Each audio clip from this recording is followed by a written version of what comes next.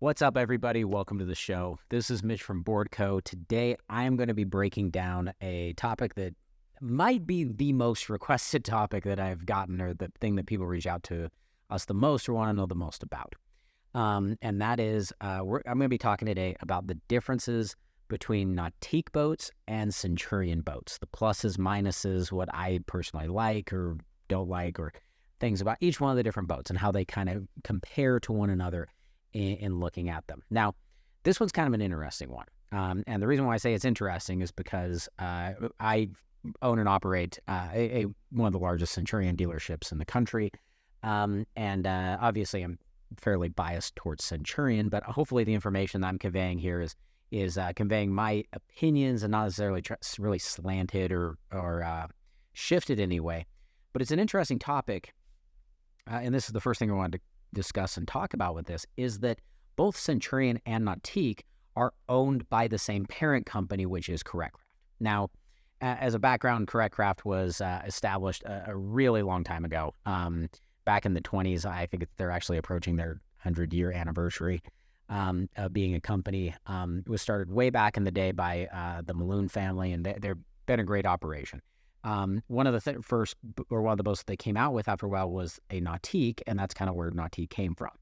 Now, fast forward many, many years, Nautique built a lot of really cool boats, had a lot of different changes that happened in their organization, the company, what their focus was, and things of that nature. Well, jump forward a number of years, there were some transitions with the company and with ownership and different structures, and they kind of separated out Nautique from CorrectCraft. So as a background, just for those of you who don't know, there's typically a company that is a boat manufacturer, and then they have brands that they manufacture.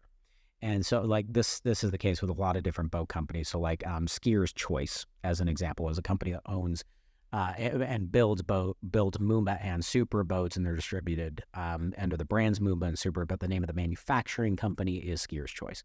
The same thing exists for Centurion and Supreme. It was Fine Line Industries. There's a few of these different ones, but CorrectCraft was that operation for Nautique. Well, if you keep going forward a little bit, they decide that they want to expand and go beyond just the Nautique brand within the CorrectCraft family, and they make a number of different acquisitions and have a number of different new companies that they open. And one of those acquisitions that took place was back in 2014. They acquired Centurion and Supreme. Now, just before that, Nautique was the only towboat company that they operated, and when they took over Centurion and Supreme, they now have Nautique, Centurion, and Supreme under the CorrectCraft line. There's a lot of other different companies CorrectCraft owns. You can look it up online. They own some different other different boat companies. They're in the fishing boat industry. They own different wake parks. They own some different engine manufacturers. They do a lot of stuff within the marine space, and they primarily are looking for synergies between what they can do, as well as they're a company that's focused on growth and development and in doing good in the world. If you do a lot of research into CorrectCraft, it's really a pretty incredible and fascinating organization. And it's been interesting on my end because I dealt with Centurion and Nautique to some degree, but I dealt with Centurion extensively prior to the acquisition from CorrectCraft and post-acquisition from CorrectCraft. And it's interesting because I get a lot of comments and a lot of feedback from people asking questions or talking about things like, "Oh, it's really changed a lot since things happened with CorrectCraft." And yes, there have been a lot of changes, and there have been a significant number of changes to the boats, but very little of that actually has to do with CorrectCraft. And I'll get into that in just a minute. But it's just an interesting piece for me to compare these two boats because they're both owned by the same parent company, and I interact with and represent that company significantly. I have a lot of dealings with guys at CorrectCraft. So I'm going to try and be as unbiased as I possibly can, and I'm going to try and give you guys accurate information about, like what I said, things that I personally like and don't like, and as well as things that you might have a differing opinion on. So there's a lot of different aspects of these boats that it's not necessarily the one's better than another. It's just that they do things very differently. And I'll tell you my opinions and what I personally like or don't, but you are welcome to take your own opinions from the things that we discuss and what we are talking about today. Now,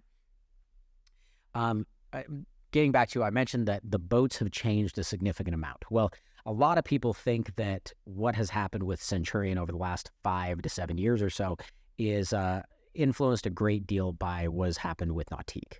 And that's actually not the case. The interesting piece to this is if you look at who designs and engineers and sets up these boats, the primary head engineer for Centurion is a guy by the name of Shane Stillman. He's a good friend of mine. Does a phenomenal job. He's a genius of an engineer. And he is responsible for all of the newer edition boats for Centurion. And he ended up coming on the Centurion team just prior to the acquisition from Correct Craft, so back in 2014. And he went through and engineered and did a lot of different changes on the boats, and a lot of the newer generation boats, particularly the RI series and forward, so starting in 2016, moving forward, those were boats that he engineered and designed. Prior to that, he didn't have a lot of influence back in like 2015 era and things, mainly just because it takes a long time to design and engineer a boat. And so if you're going to come out with an entirely new model, an entirely new design and presence, it takes a while to vet that through. And so you started seeing his influence in 2016, which is when once Correct Craft had owned the business for a little over a year or so. So that's what ends up happening at Centurion, is that its influence and a lot of the new shifts and changes has come from a complete change in the engineering department, which actually happened before the transition, the acquisition from Correct Craft, and just continued forward after that. And the team at Centurion has done a phenomenal job. A lot of them changed and came on since Correct Craft's acquisition, and it's been great to work with them post Correct Craft transaction and acquisition. And like I said, worked with them before, worked with them after, and it's been fantastic. And the guys at Correct Craft are great to work with and have done a really incredible job with the culture, the design, the investment into personnel there. And it's really allowed, honestly, both Centurion and Nautique to grow. Because if you look over the last number of years, there's a lot of boat companies that have done some really unique things, have grown and developed and changed. But I would probably argue that the two brands that have made the biggest strides over the last 5 to 7 years have been Nautique and Centurion. And a lot of that just has to do with the culture of innovation and design and excellence that Correct Craft has, which also brings up an interesting point, which is that these companies are privately owned. Correct Craft is a privately owned company. It's not owned by an investment firm or a private equity firm or a venture capital firm. It's not publicly traded. It's privately owned and operated. And because of that, they're able to make some very different decisions that may not necessarily reward shareholders on the bottom line, but that really look forward to the future. And Bill Jurgen, who's been the CEO of Correct Craft for a number of years, has really just done a phenomenal job managing and operating that company to allow both of these brands to succeed. So that's just a little bit of a background on the different companies. The next thing I wanted to talk about and hit on is just the different series that exist within these two brands, how they compare and contrast to one another, and then we'll get into the nitty-gritty details about things such as interior designs, performance, features, functionality, all those different things. So talking about the designs of the models themselves. So Nautique has a few more models than Centurion does, mainly because it's kind of a self-contained brand. They just have Nautique. Centurion has another sister company that builds, that is tied into and built out of the same manufacturing company, which is Supreme Towboats, which comes in at a little bit lower end. I'm not going to be comparing Supreme to Nautique just because they really don't have anything that compares. We can talk about the differences between the performance of the boats, but they're really on very different tiers. It's kind of like, would be like comparing a Toyota to a Ferrari. And like both great cars, but they're very different tiers, and most people that are considering one aren't necessarily considering the other. On the other hand, Nautique and Centurion we see compared regularly, mainly because they both are really top-notch, high-quality towboats, slightly different design focuses, but really more similar than they are than different compared to other boat brands. There's definitely a lot more design and feature differences that you see between, like, let's say, a Nautique and a Malibu than there is between a Nautique and a Centurion. So we'll talk about what those different things are. But model mix-wise, Nautique effectively has 4 different series of boats. They have their G series, which is their most popular series lineup. This would most likely compare to the Centurion RI series boats. You have the S series boats. These are relatively new. They're kind of the replacement for the Super Air series that existed before. like the 230 and the 210. They have they have the S21, S23, and S25. And these are really comparable to the Centurion FI series as far as their positioning, the design, the features, things of that nature. And then Nautique does a series that doesn't really compare against anything in the Centurion lineup, and that is the GS series. This kind of took the place and compared against the FI. It can say that it compares against a series that Centurion previously designed, which was the VI series, but Centurion doesn't really build that one anymore. And the design behind the GS series is more of a crossover specific boat, meaning that if you're going to do a significant amount of water skiing behind the boat, the GS series is really designed and engineered for that specific purpose, to do a lot more skiing and do some wakeboarding and some wake surfing on the side. If you want to know more about the GS series, we actually did a comparison video where we compared a Centurion FI series boat against a GS, because those were probably the two most comparable ones at the time. An FI-23 against a GS-22. And it was very interesting telling them both of those boats have changed a bit since we designed that, but the general consensus about that video is probably still accurate. And that is really when doing a lot of testing between them. The GS is really a ski boat that can surf and wakeboard. The Centurion FI is a surf boat that can ski. And it actually does a really good job wakeboarding. So it'll wakeboard better than a GS will. So that's kind of the design between those different boats and how they compare. And then the last series that Nautique does is the Paragon. Now, the Paragon is just essentially a different package or design of the G series boats, of the G23 and G25, but they make a Paragon edition, which is basically their souped up higher end version. And I'll cover that in a little bit more details in a minute. There's actually a lot of ways in which it compares to a Centurion RI series, but there's a few things that they do on the Paragon that are kind of unique, not just within Nautique, but really among towboats in general. And the design and idea behind that boat was really to build about as high-end and luxurious and feature-packed boat as they could really build, and really with the idea of competing as more like a Pavati, if you're familiar with those. But they don't build a ton of Paragons. It's more of a boutique line. You pay a super, super premium for that boat. But it's got some really nice features, and we'll talk about those in just a minute. So that's kind of the main difference. What I'm going to be hitting on in the show today is talking about these series compared directly to one another. I'm probably not going to get into too much nitty-gritty detail as far as the differences, but just know if we're talking about Centurion versus Nautique, if you're looking at an RI, that would be comparing against a G series. If you're looking at an FI, we'd be comparing that to a S series boat. So like an FI or FI-23 versus a G23, not necessarily a direct line for line comparison. Same thing if we're talking about a Centurion and RI 245, probably doesn't really compare against an S23. It might be in price wise, to my understanding, I believe like S25s in many cases are about the same price as an RI 245. But an RI 245 is going to have a lot more features, a lot nicer trim, a lot better performance than what you're going to get out of the S-Series boats. So that's going to be, just know that that's kind of the line of we're comparing, is just kind of going apples to apples. Now, one thing that people may discuss, depending on where you're at in the country and how the boats are equipped, generally speaking, Nautique is more expensive than a Centurion is. Some of this can be just due to brand positioning or to the different dealership that you're dealing with.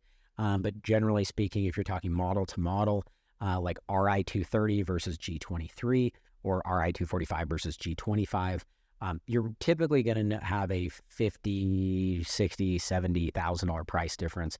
In some areas of the country, depending on what the Nautique dealer charges, they can be as much as $100,000 difference option to option as far as what you would typically get. So, but most of the time we're seeing something that if you're looking at them comparable option-wise, you're about a $50,000 difference between the boats.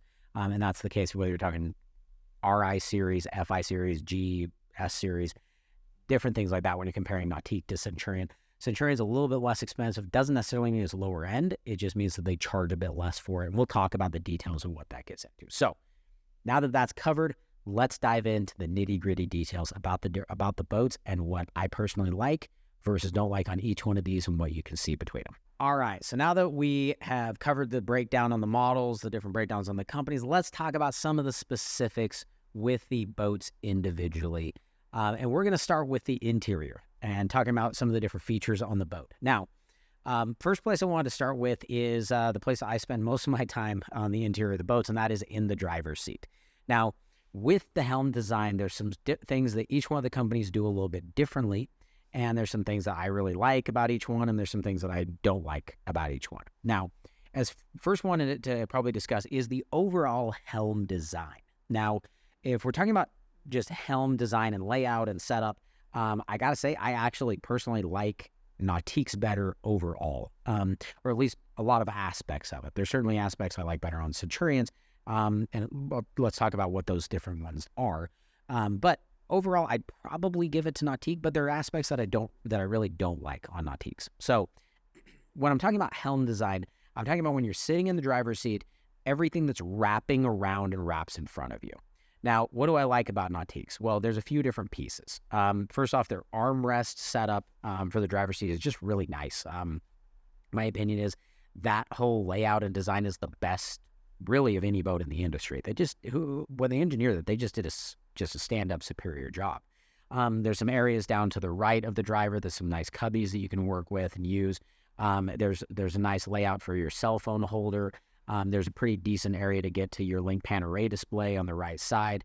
If you've got a Paragon, they've got dual screens that are running in there. But it just gives you the ability to navigate and run through different things, as well as get solid visibility looking forward on the boat. But it's just it's a really nicely designed and oriented layout. Now, there's aspects about it I don't really like. They've got a toggle pad with a little dial wheel here on the right side that's by your right hand by the throttle shifter. It's really similar to what you get in a BMW or an Audi or some of the different cars. Because of the nature of how boats work, I've used that a fair bit. I really am not a fan of it and how it navigates, but there are some guys that like it. And so I understand if it's something you're a fan of versus not a fan of. I personally am not as big of a fan of it. I'd much rather just reach up and touch the screen, mainly just because if you're going through any bumps or shifts or things like that, the road when you're driving on it is typically a lot smoother. So you use that dial pad on a BMW. It can be nicer than if you're in a boat and having to try and navigate. And I've jumped past a bunch of different screens as I've tried to drive. So that is a factor that I would definitely factor into the equation. Now, from there, if we're talking about the screens themselves, that's something that there's aspects that I think Nautique does a little better job, but really this one I would give to the Centurion across the board. Whether you're talking about the RI versus the Nautique G series or an FI versus the Nautique S series. With Centurions, you have dual screens. In fact, each one of the Nautique screen is effectively the same size and layout as a Centurion FI screen. So if you're talking about a G23, it's got one display screen where a Centurion RI has two screens that are each bigger than the one screen that Nautique is running. And so there's a lot more items that are on display. It's just an easier layout. Mostly, though, between the screens, it's not necessarily the size of screens or how big they are or how many there are. The biggest factor for me is just ease of navigation. And that's been one of my challenges that I've dealt with in virtually every Nautique, or at least modern Nautique I've been in, is they're not intuitive and easy to navigate. You really got to know what you're doing. And as a guy that's spent a lot of time in boats and knows how to set them up and knows how to operate them, even then I found trying to find out how to just fill the ballast or to do something of that nature took jumping through a bunch of different menus, feeling like I jumped through a lot of hoops, trying to figure out different systems or how to get to the information I wanted, unless I was really familiar with it. Now, if you operate and run your boat a lot, you know exactly where to go. It becomes kind of a non-issue. But if you expect other people to jump in the driver's seat and set up your surf wave or drive you in the way that they like, and they want to make adjustments or changes to anything from the music to the ballast setup to the plate settings, that's something that's going to be a lot easier to do in a Centurion than it is in a Nautique. The Centurion, one of the things that I really like about that navigation is that you can pretty much do anything with two presses. So you navigate to the menu of what it is, and then you do the action. So if you're going to fill ballast, you press ballast, fill. If you're going to go to rider profiles, you click rider profile, and then the profile that you want. In this case, you would click on the profile and then hit activate, but you know what profile you're going to within 2 clicks. Same type of thing with plate settings. So you just go to surf settings, quick surf on. So that's really simple, where Nautique, you're jumping through a lot of different menus and kind of drilling down like you're on a large complex website. Now, there are things about the Nautique this night. They do have a lot of additional features, most of which I personally don't really care about. Things such as like GoPro inputs and things like that. Like you can do a GoPro attachment that clicks up on the tower. But some guys really think that's really cool. And so if you're wanting to record every person that goes out there and surfing and store it in the dash system or see it in the dash or things like that, that's something that you can control from the dash pod. For me, that's not something I really spend much time doing when we're out surfing. Or if we do, we'll take GoPros and we'll have them on a joystick, or we'll take different angles and make it a little more cinematic. So just snapping it to the top of the toe point on the tower doesn't have a lot of appeal to me, but there are some guys that really like that functionality. It's neat because most people don't use it. Is one of the reasons why Centurion hasn't invested a ton of time and effort into it. They'd rather focus on other areas of the boat. But if you're somebody that does like that thing, that is something that Nautique has for you. Next piece we want to talk about with the helm design is the driver's seat itself. Now, this is an area I've spent a fair bit of time in both driver seats. Nautique's isn't bad. I certainly like Nautique's driver seat better than some other boats out there. I find it a lot more comfortable than like Malibu's driver seat, as an example. But this is one area that by far and away Centurion beats not just Nautique, but literally every other boat out there. That the Cobra Racing driver seat is just top notch. It's comfortable no matter what direction you sit in, comfortable with the bolster up, comfortable with the bolster down. You can turn and face to the side, and it's honestly just as comfortable, if not more comfortable, to sit sideways on the driver's seat, which is how I spend most of my time sitting in it.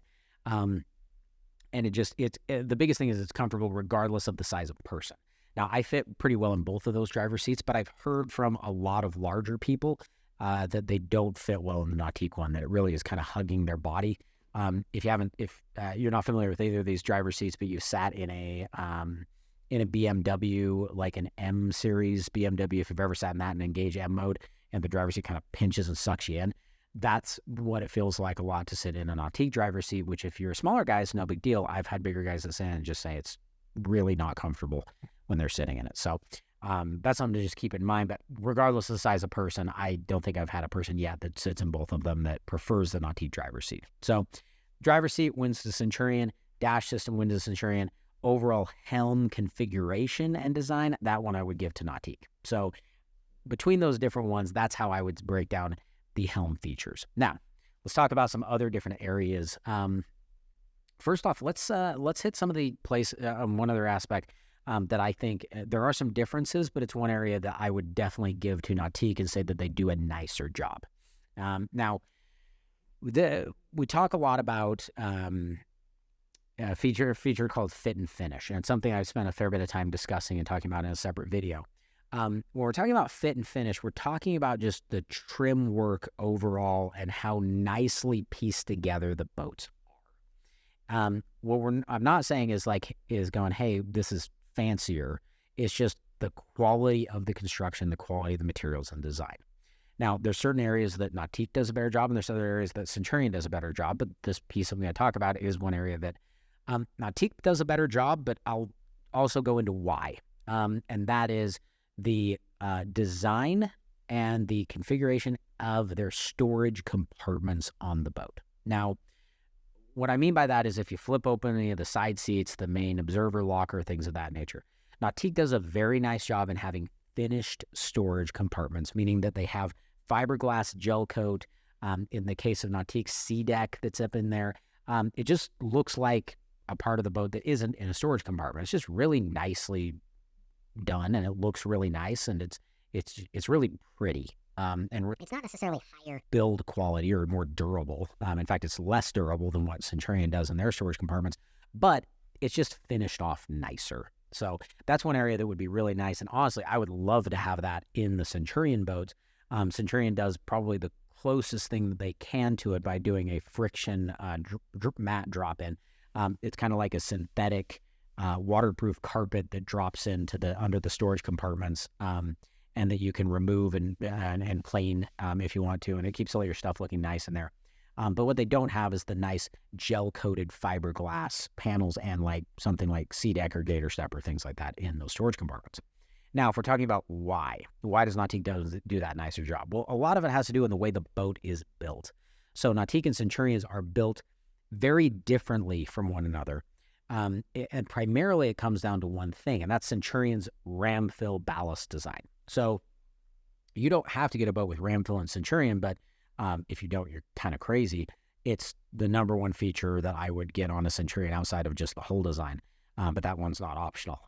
Ram fill is an option. The reason why they made it an option was because if somebody's comparing, let's say, a Centurion and a Malibu or a Mastercraft or a Nautique, and they're going, hey, this Malibu's $5,000 less expensive. It's like, we can take out ram fill and make it the same ballast system, and it's going to be the same price. But yeah, I really want ram fill. Okay, well, you can pay a little extra and get it. And by the way, you should. That's the feature I would certainly put on my boat. But that's the reason why they make it an option on Centurions, is just to have it be comparable to other manufacturers, because it is a upgrade from a standard ballast system. Now, but because of ram fill and the way that those ram fill tanks are designed, it doesn't allow them to do the same kind of finish work on the inside of the storage compartments that like a Nautique does. So Nautique can go through and cap any storage pieces because their ballast system is effectively a ballast bag that sits inside of a cavity in the hull of the boat. Centurion, on the other hand, their ballast system is integrated into the stringer grid system. In other words, the structure of the boat is the ram fill ballast tank. In fact, it increases the rigidity and the structure of the boat and provides more overall material because those tanks are fiberglassed in hard tanks that fill with water using the ram fill system as you're driving across the lake. But what that means is that the finish work on those tanks, it can't be sealed and set up the same way as like it is in a Nautique, because it can't have that nice finished gel coat edge with the way that they have to construct and then cap those ram fill tanks. And the reason why is because they contain so much pressure within them. So because of that, they have a system where you're dealing with more of a raw fiberglass type design that's not going to have that nice finished gel coat edge. And so they cover it in a rhino lining material on it that's actually really functional, prevents mold and mildew and all this other stuff in your storage compartments. It's really nice, but it doesn't look as pretty or look as nice as what you get in Nautique's storage compartments. So that's something to just keep in mind, that that I would say of any of the features on Nautique, that's one thing that if I could take that, pull it out and drop it into the Centurion, that would probably be it. But it's not just, it just goes on kind of a wish list, because it's not really possible at the moment with the current technology that they have with doing ram fill ballast construction. Now, they may modify that in the future, but at the moment, that would be a big ask to do something like that. Or it would just become enormously expensive to where it wouldn't make any sense to do. So that would be piece number one. Now, that would be that discussion piece. Now, from that, if I was a Nautique owner, what would I want to take out of a Centurion and put into a Nautique? Funny enough, it's the exact opposite of what I just described, which is ram fill ballast. I would want that ram fill ballast and to put it into my boat in order to be able to have that in a Nautique. That'd be a really, really neat feature. I personally am totally fine with dealing with the trade-off. I would much rather have ram fill and the functionality of it, how quickly you can fill, empty, manipulate, change, do everything with your ballast. I would much rather have that than the finished gel coat compartments. But that's just me personally. I'm more of a function guy than a frills and bells and whistles guy myself. But that would be my personal preference between them. Now, going from that, let's go into some other different areas and aspects of the boat. A couple other things I think that that are different between Nautique and Centurion are, number one, the cushion design and layout on the interior. Nautique does really large block pieces on the interior as far as the seat cushions. So you hinge up and open up very large sections of the interior, where Centurion kind of split them up a little bit more. If you're lifting them up and accessing and pulling out larger items such as boards or things of that nature, Nautique is going to be a little bit nicer from that regard. If you're not and you're going to throw more different items that are smaller, such as towels or shoes or things of that nature, a Centurion is probably going to be a little bit nicer with the more split and segregated compartments, because you're not going to have people stand up and move to lift up those seats and access under those storage compartments. So that's something to keep in mind between those. I personally like the smaller segmented compartments, but that's primarily because I'm putting almost anything that's larger that I need to access in the back storage lockers or up in the tower. So in fact, in the interior, that's where I'll put shoes or towels or miscellaneous items. In fact, a lot of times underneath the side seats in my boat, it's just completely empty, because there's honestly between a Centurion or a Nautique, there's way more storage space than you need. And if you're filling up all the storage space in either one of those boats, you probably need to have less stuff. In all seriousness, you don't necessarily need to take everything in the kitchen sink with you, but that is something to just keep in mind. It just depends on how you use your storage compartments. I'm a rear transom locker storage guy. We're up in the tower, and so I don't really use the interior, so I'd rather have them split up so I'm not having people move if I do need to access something underneath the side seats. The other piece to talk about, or the next piece to talk about outside the seat cushions right there is the flooring design. This is one area where I personally have had experience with both SeaDek and Gator Step. Gator Step, there's both a lot more options for what you can get, as well as it's more durable and rugged and holds up better and cleans easier. This one to me is a pretty clear win to Centurion's side. Nautique basically comes with just a handful of colors you can pick from, with just straight lines running through, where Centurion, it's a lot more designs that you have to choose from, a lot more side. If you want something that's clean and simple, you could do that. With Gator Step, the same way that they do it in like a Nautique.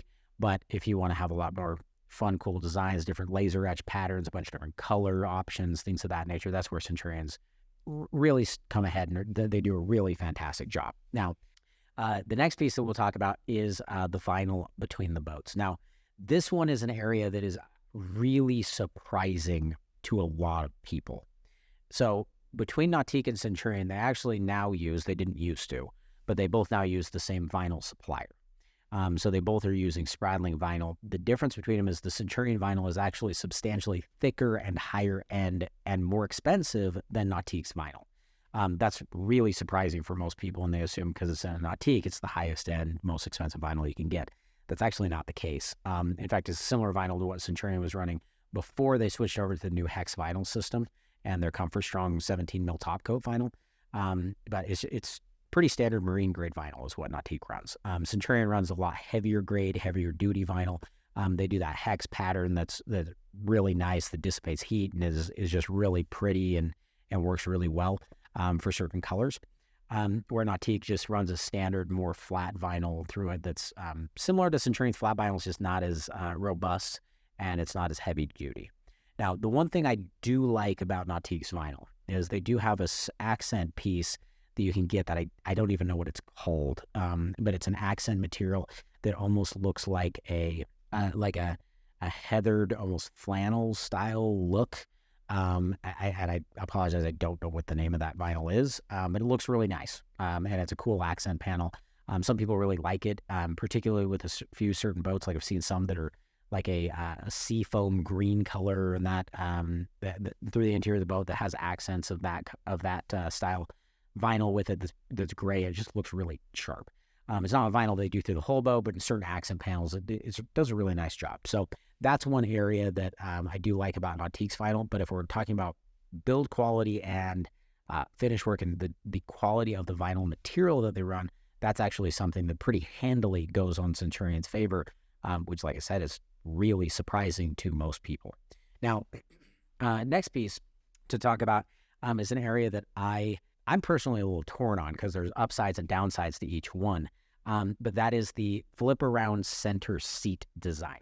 So Nautique was one of the first ones to come out with a center seat design that's what it does is it slides backwards and then it flips up, and you can then have access to be able to have people face backwards and see the action that's going on behind the boat. Centurion opted for a different design, which is a sliding seat system. So instead of sliding up and back, it slides back, but it has the ability to slide significantly further, particularly in larger boats like a RI 245, FI 25, or RI 265 in particular. So it can slide significantly further up into the cockpit of the boat, and then it has lean backs that pop in and face backwards as opposed to a single static seat design. So there's upsides and downsides to each one of these. The static seat design that Nautique does is one big seat back that flips up. It's really nice if you're going to be dropping that seat up and down on a regular basis when you're out in the boat and using it.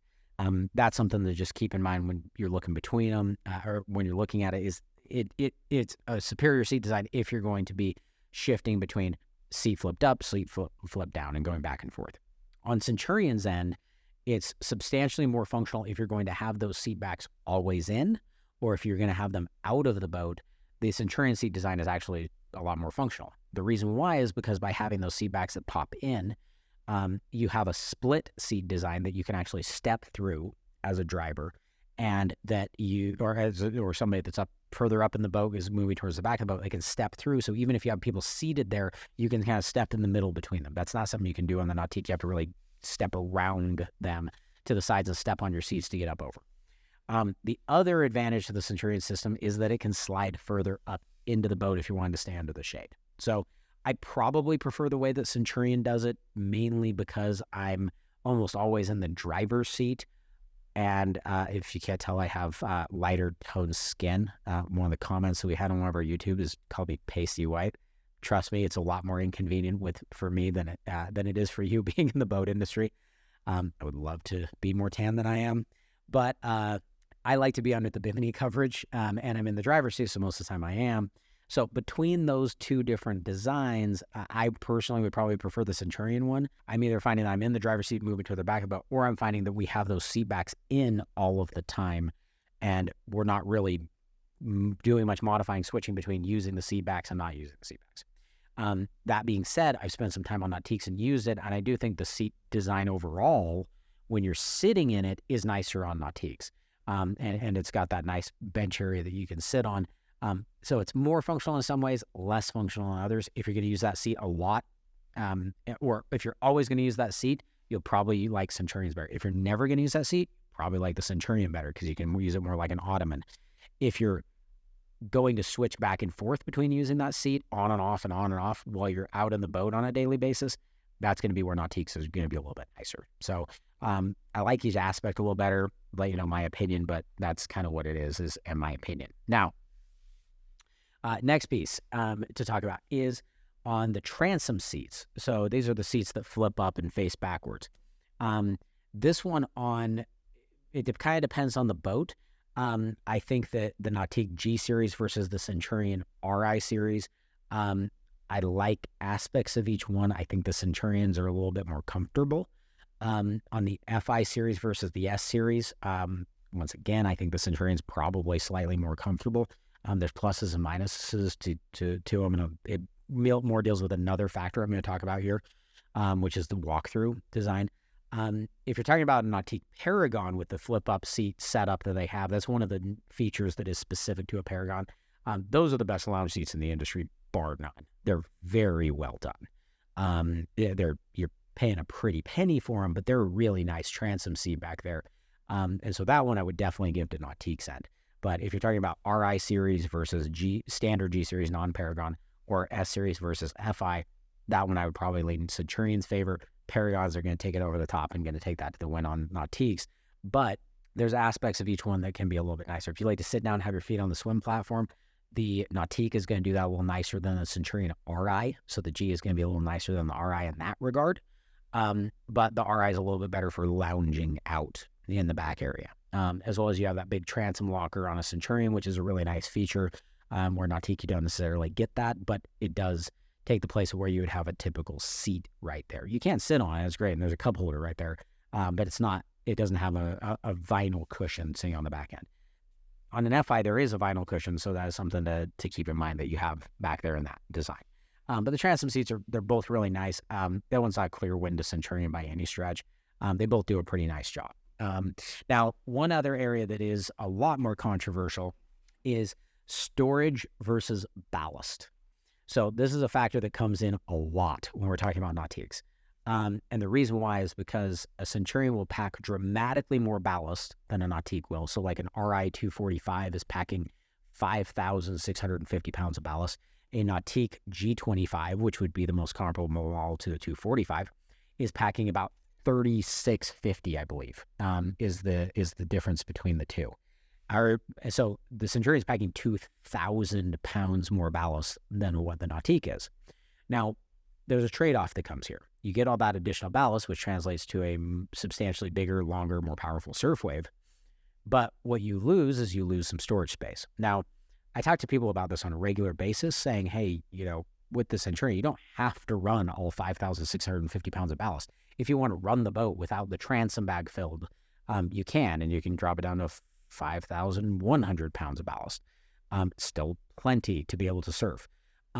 And The main reason why you would want to do that is if you're taking a really large crew with you, you can leave that transom locker open, and then you have a giant storage cavity in the back that you can fill up with stuff, and you can use it, and it works out fantastic. But you don't need that additional ballast if you got a whole bunch of people and a large crew in the boat. The really great thing about the ballast in the Centurions is you can have 3 people in the boat on an RI 245, and you can have a surf wave that's absolutely unreal behind the boat. So that's a really nice feature.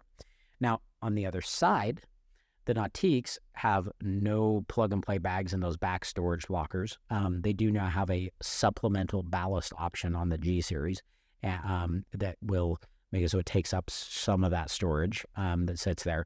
Essentially plug-and-play bags that they add in. But your main back storage lockers are still open and still have those big, deep lockers in the back that are not filled up with ballast.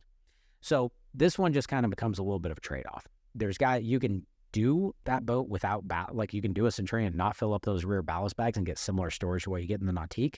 But what most people find is they're going to fill up those bags because you get a bigger surf wave. And most people, when they ultimately come to it, are going to choose a bigger surf wave over more storage space. That being said, if you want more storage space, you have the ability to do that in a Centurion, where the Nautique, it just kind of comes with it. So that's a trade-off in that design system of how Nautique versus Centurion went. Is Nautique decided to go more towards the storage end, Centurion decided to go more towards the ballast end. Now, why Nautique went with more of the storage end and why Centurion went with more of the ballast end leads into the next piece that I wanted to talk about, which is the transom design on the boats. Now, this one is a challenge because this one is the one that I'm probably the most conflicted about as to which one I like better. Because Nautique's cascading walkway going from the back of the boat up into the inside is, from a user perspective, and when you're using it, is, in my opinion, the very best in the industry. It's just really nice, smooth walkway going from the back of the boat up into the inside with not a big hump that you're climbing up over. So that part can be really nice and really functional. The downside to that walkway, and the reason why they don't do a whole bunch of additional ballast in the transom of a Nautique, is that it becomes a funnel for water coming into the boat.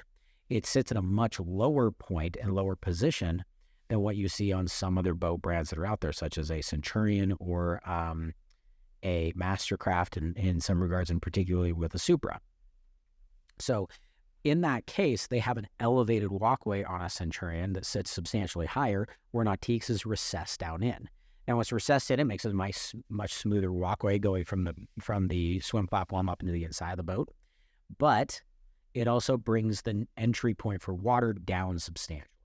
So in order to make it so that they can still maintain Coast Guard compliance, Nautique is not able to put more ballast into the boat than what they do, or they would have to reduce the number of people that they can pack, as well as, if you've ever spent much time surfing or wakeboarding behind a Nautique, you know if you've driven much, if you pull back on the throttle and don't feather it and turn to the side and really work at it, you're going to have a giant amount of water shoot through the back of the boat.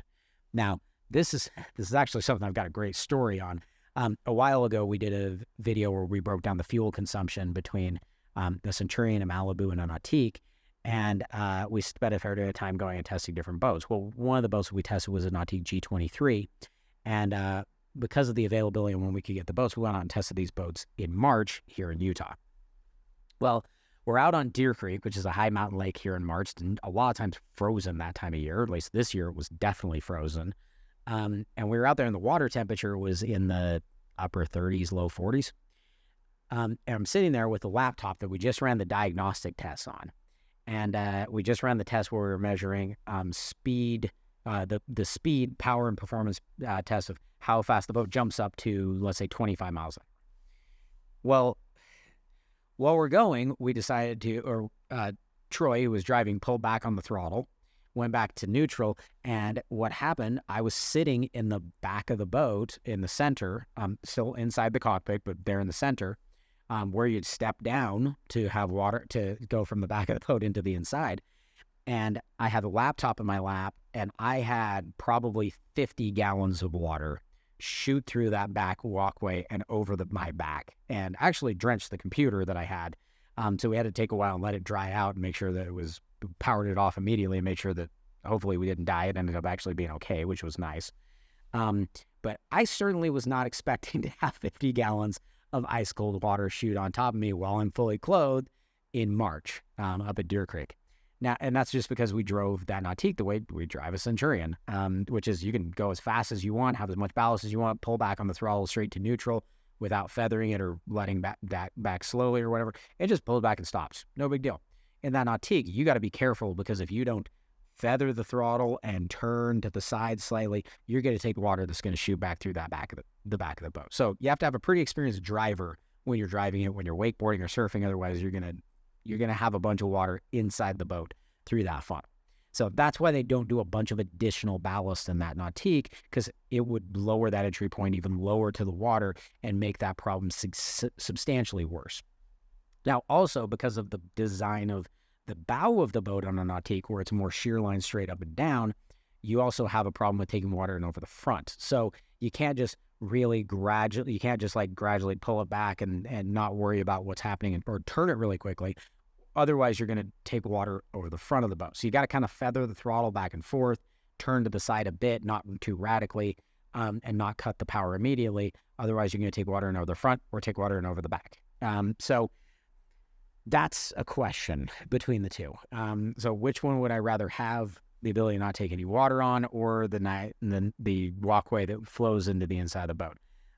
Where I've got a lot of experience driving and almost always driving my boat, I would probably pick the nice walkway if that was an option we could do in the Centurions and deal with some of the water and driving issues. But as a guy that operates a dealership and has a lot of customers that do it, I'm really happy Centurion does what they do, because this is something that a lot of people would have a lot of challenges and a lot of difficulty handling and dealing with when they're operating and owning their boat, especially more first-time boaters. So that is a factor. Now, that also leads into the performance issue, which we'll touch on and jump into a second. But I want to stay on the inside of the boat and cover a few different things when it comes to that piece. Last thing I wanted to kind of talk about on the inside of the boat was just the overall design and aesthetics. Now, I've said before to a lot of people, I do think Nautique probably has the best interior feature engineering in the industry. Now, they have a huge team of engineers, and they're guys that have been using boats for a really long time. And so there's just a lot of really well thought out pieces in a Nautique. Things such as the position of the steps as you're coming in and out of the boat, coming from the dock. Things such as the bow design, where you've got the center cushion that can flip around and become a walkway, and you can walk from the front to the back and all these pieces without ever stepping on vinyl. There's just a lot of aspects that they've really thought through and engineered well. The challenge that you end up having with Nautique is sometimes those pieces don't necessarily always fit well together. As an example, the driver's seat and the helm design. In my opinion, the best helm design in the industry. Not my favorite driver's seat. And some of that has to do with the way the driver's seat works with the helm. And that's just because of when you have a bunch of engineers independently designing different aspects of the boat, you get really well-designed aspects. But sometimes the way that they fit together isn't exactly perfect. But there's aspects like the bow design, some of the layout and configuration that I do think Nautique does a really, really nice job, and they build a lot of functionality into their boats. The downside to it is sometimes they feel a little bit clunky. But I really do like a lot of those engineering aspects, and that's something that I would pick with an Nautique and really enjoy the way that they build and design that. Centurion seeks to have a much more cohesive blend of all these different features, but they don't get as specific and into the nitty-gritty on some of the different features.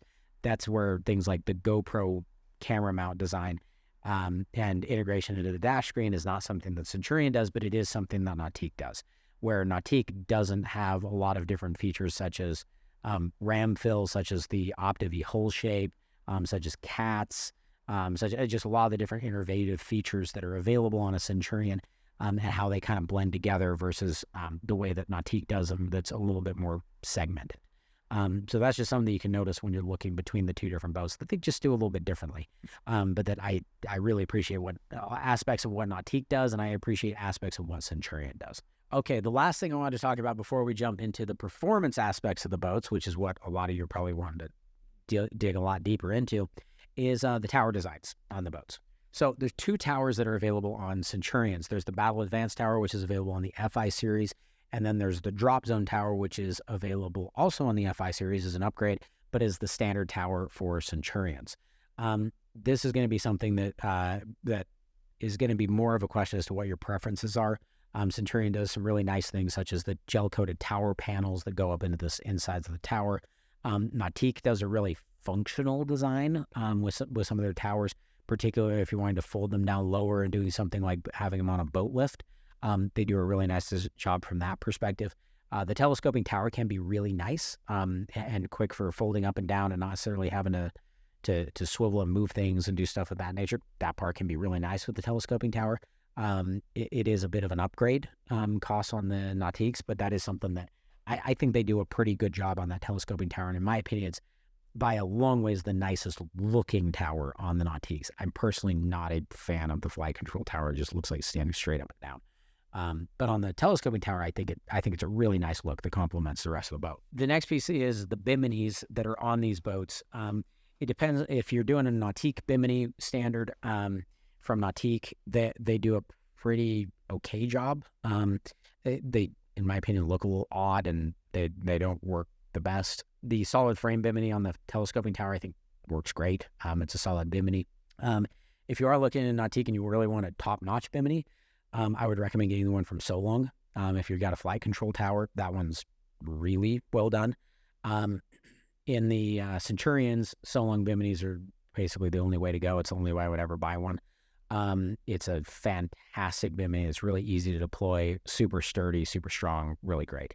The solid frame bimini on the Nautiques with the telescoping towers, whether it's Paragon or Standard, those ones work pretty well, and they're pretty great, and I think that they're set up to where they come with the tower. But if you're not getting a telescoping tower, So Long is really the only way to go when it comes to those biminis. When it comes to racks, we actually have very similar racks that are designed by the same manufacturer. If you're talking about like a bombshell rack on Centurion's end versus Nautique's racks that they have done, they're very similar. The main difference is just the orientation.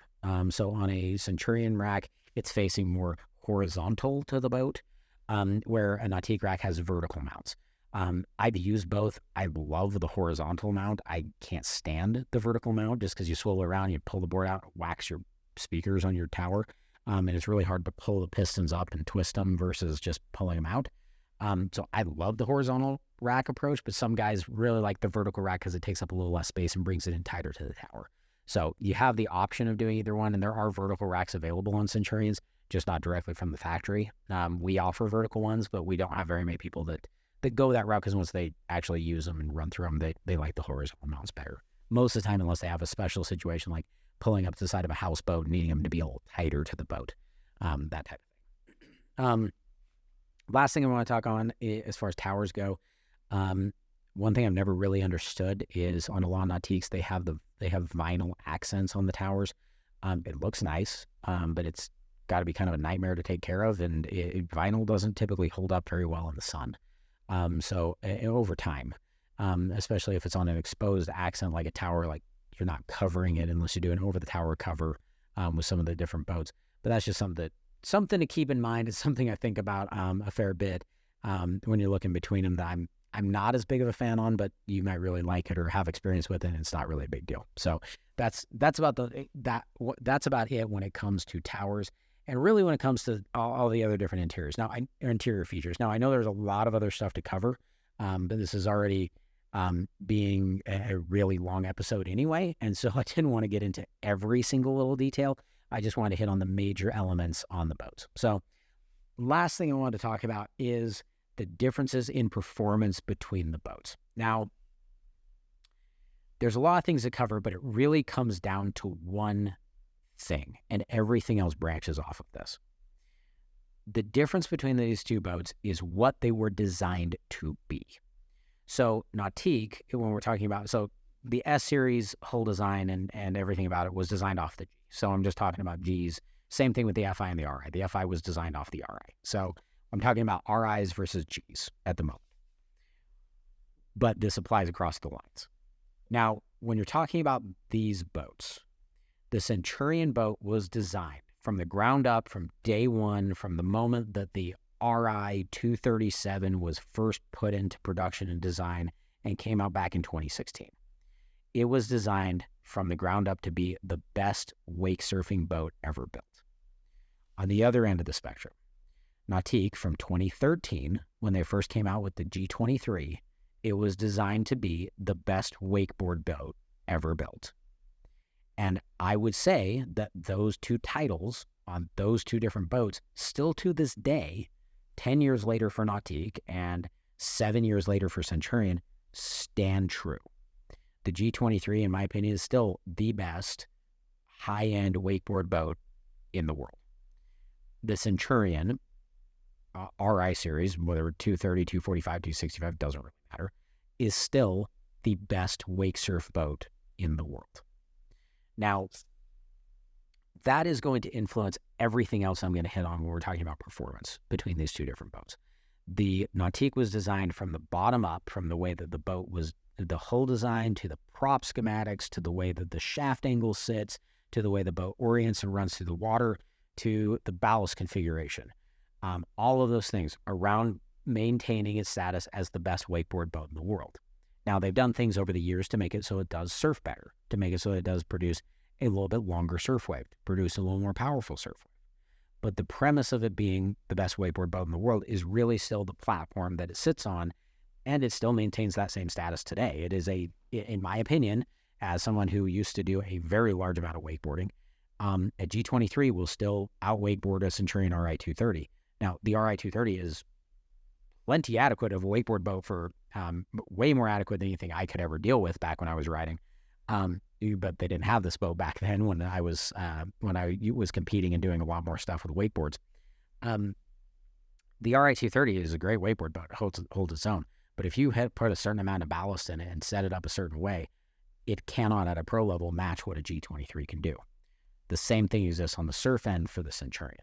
It was designed from the bottom up, from the running surface to the ballast configuration to the surf system design to everything about the boat was designed to be wake surf first, wakeboard second, drive and ride quality third. Nautique was designed to be wakeboard first, probably drive and ride quality second, and surf third, but those two could possibly be intermixed. But each one of them does a phenomenal job at what they are designed to do. Now, let's talk about what those are. So the first and most important thing to hit on is the hull design and the running surface of the boat. And what we're talking about here is, if you look at a Nautique, it's got a V shape in the front, and then it transitions to it has the most aggressive transition from a V hull to a flat hull of any boat I've ever seen. In fact, if you look at the back end of a Nautique, the hull is almost pancake flat. I mean, it's maybe 2 degrees dead rise at the back of the boat. It's just flat. And as you move towards the front, it has this very interesting point where it transitions from flat to a pretty aggressive V shape at the front of the boat. Now, the reason why they did this configuration is to give it a very sturdy foundation to build a wakeboard wake at higher speeds and with a lot of ballast. And so the cool thing about a Nautique is I've never over ballasted it for wakeboarding. You'll max out the motor before you max out the amount of weight that boat can pack and create a wakeboard wake. I've never seen anything like it. On the other side, for a Centurion, it kind of goes the opposite on the back end of the boat. It goes from either 0 or 2 degree dead rise at the back end to a 20 degree dead rise at the back. It's got more V shape at the very back of the boat than any other towboat out there. Now, that is designed to part the water naturally and shift water to one side or the other and make it so you can create a phenomenal surf wave that stretches further back behind the boat following that V shape of the hull. It splits that water naturally and projects it further back behind the boat instead of out to the side. Now, what that ends up doing for you when you're surfing is you have a wave that is on a Centurion that is more adjustable or customizable. It has more power and it is longer. So those are going to be the characteristics that are going to be different on a Centurion wave. A Nautique wave is going to be, you can adjust it somewhat, but really you're dealing with smallish steep wave to a bigger steep wave. There's really no way to make a mellow wave on a Nautique. It's just, it doesn't work with the way the hull design is set up. And that's because of what that hull design is set up to do. Now, the companies each design surf systems to complement those hulls. A Nautique has the NSS series, which is essentially a plate that just shoots straight out the side of the boat. The Centurion has the quick surf system, which deploys plates downwards. that are much larger and have much more surface area than the Nautique NSS. Now, there's advantages and disadvantages to each one. Now, we did a whole different series video talking all about surf systems. The 30-second version is the Nautique system is going to be faster for transitioning from side to side. So if you're going to do wave transfers, that is going to be something that the Nautique does better. The other thing that Nautique does better is it's slightly less weight sensitive side to side than a Centurion. So if you put ballast straight down the middle, have somebody shift over to the side that you're not surfing on, it will impact it slightly less on the Nautique than it will on the Centurion. On the other side, the advantage on the Centurion surf system is it provides substantially more customization of the wave. You can have a wave shape or a wave that the size and the shape of the wave are independent variables. So you can have a big steep wave, you can have a big mellow wave. You can have a medium steep wave, a medium mellow wave, a small steep wave, a small mellow wave, a big extremely mellow wave, a medium super mellow long wave. You can customize the size, the shape, the length, the design any way that you want. Where on the Nautique, it's kind of, there's your wave, it is what it is. That's kind of the difference you end up having with that surf system, but they're designed to work in combination with the hull design that each boat has. So that's going to be one big difference between them. Now, the other aspect that we talked about is ballast. And I talked about this a little bit with ram fill and with capacity and with the walkway at the back of the boat. But really what it comes down to is Centurions pack substantially more ballast because that ballast is desirable for creating the optimal surf wave. The Nautique system is set up to be optimal for wakeboarding and does a great job of surfing, and people are really happy that surf behind it, and they're really happy that wakeboard behind it, and it works well. Centurion went, we want to build the best surf boat in the world, and we need to put this much ballast in it to make it so it's the best surf boat in the world. And in fact, we have a lot of customers that put even more ballast into it. Not because you need it, but because I've never surfed on a surf wave that's way too big. I've surfed on a 65-foot yacht with 20,000 pounds of ballast that has a wave that's over my head that I was riding a kid's board 60 feet behind the boat. It was awesome. If I could recreate that on any regular surf boat, I would. There is no such thing as a surf wave that's too big and too long and generates too much power. It just does not exist. And so you can always add more weight. This is one area where the Centurion has some advantages with that whole design and with that surf system. I have never seen a point where a Centurion gets overweighted.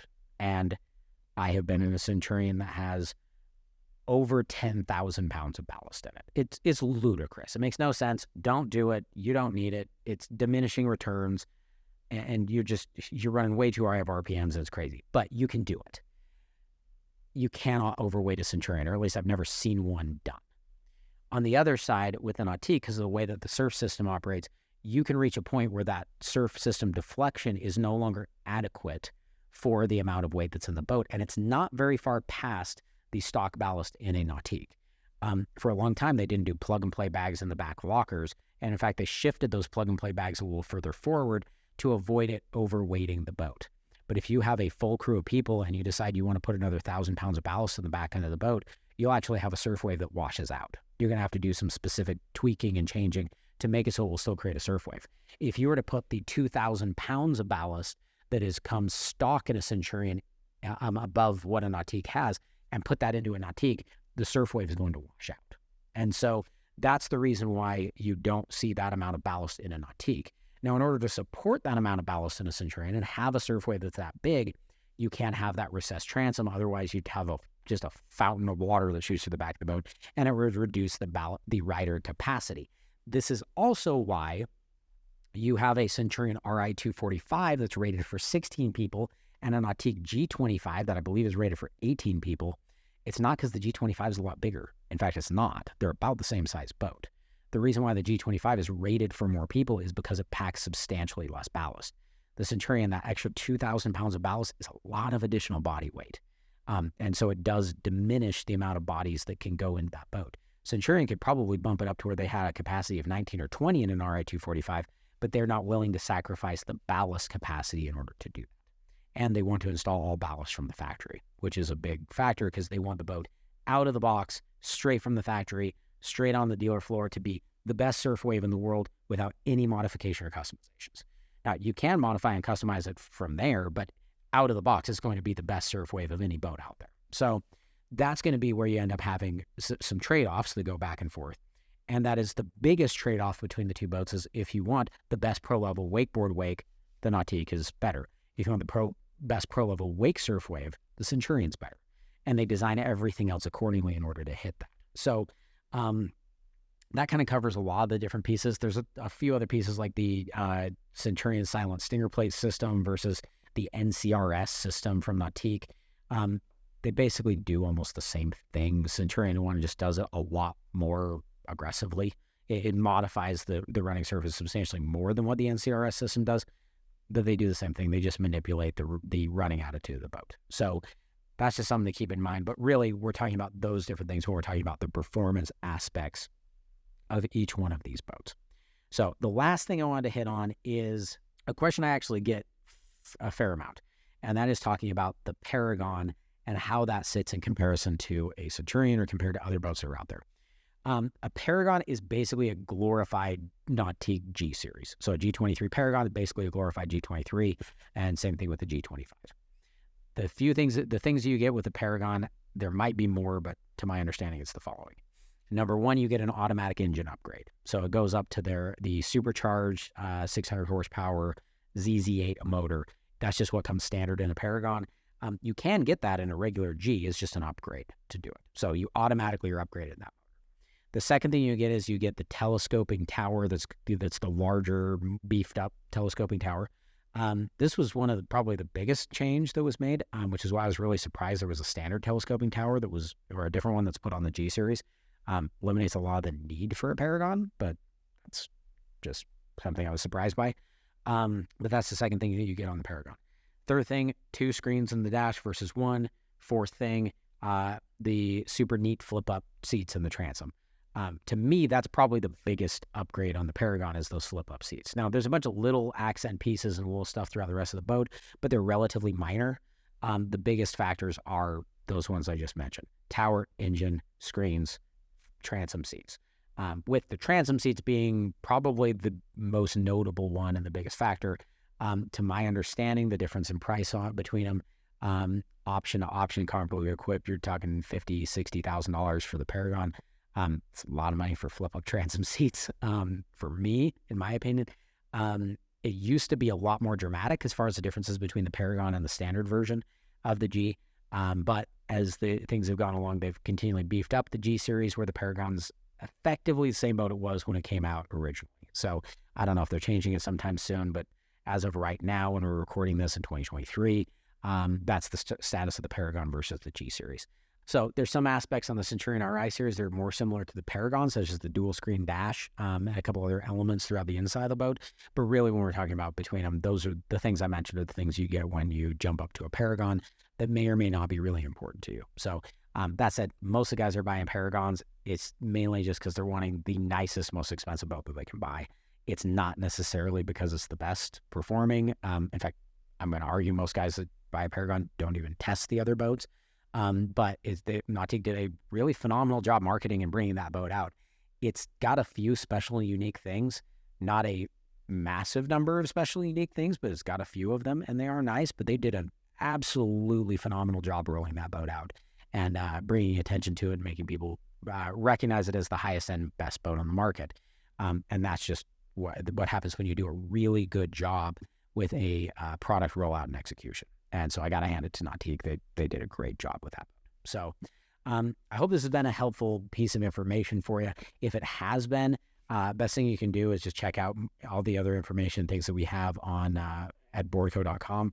Also, don't forget to go and check out the rest of the videos that we have on YouTube and the other information that we put out there. Subscribe to us on YouTube and any other channels or wherever you get your information.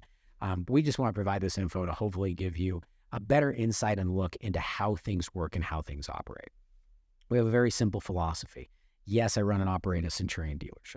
The reason why we do these videos is specifically because we feel like if you believe what we believe, or that you look at things the way that we do, that there is a higher likelihood that you'll buy a Centurion or Supreme boat from us as a result of absorbing and watching this content. If that's not the case, like in the case of what we were talking about with Nautique, if you're looking for a top-notch wakeboard boat, Nautique's probably a better boat for you. And in fact, I've got a couple very good friends that have Nautique G23s for that reason that I just mentioned. And so it's a great boat. They do a fantastic job. There's a lot of other things we didn't cover in this video, like the way the boats drive and handle, like a lot of the different other bells and whistles and features between them. But really, you're talking about two great boats either way, and it just depends on what's important to you. And so if what I talked about today is important, that you like a Nautique better, that might be the next boat to go with.